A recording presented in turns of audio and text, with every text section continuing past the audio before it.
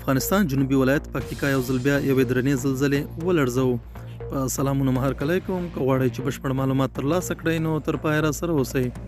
په افغانستان کې د طالبانو سرچینې وایي د پکتیکا ولایت کې یان ولسوالۍ کې یو ځل بیا د شدید زلزلې له امله ځینې کورونه ویجاړ شوي دي او د زلزلې له سیمې ګڼ شمېر ټپیان او ژوبل شوي کسان ښارونو ته بیول کېږي. د کابل د پولیسو ویان خالد زدران ویلي د زلزلې دا جټکه هم شدیده وه او ځینې کورونه یې پر ځمکه هوار کړي دي. عیني شاهدانو رسنیو ته ویلي زلزله درانه مالی او ځاني تلفات اړولي دي. د پکتیکا د روغتیا مرستیال محمد یعقوب وویل زلزله د مازدیګر په 5 بجو شوې ده او ګیان ولسوالۍ کې زلزله ډېره هم شدیده وه چې مرګ ژوبله یې هم اړولې ده.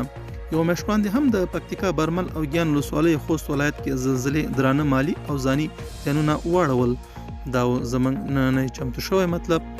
تر بیا ښه وخت او ښې چارې.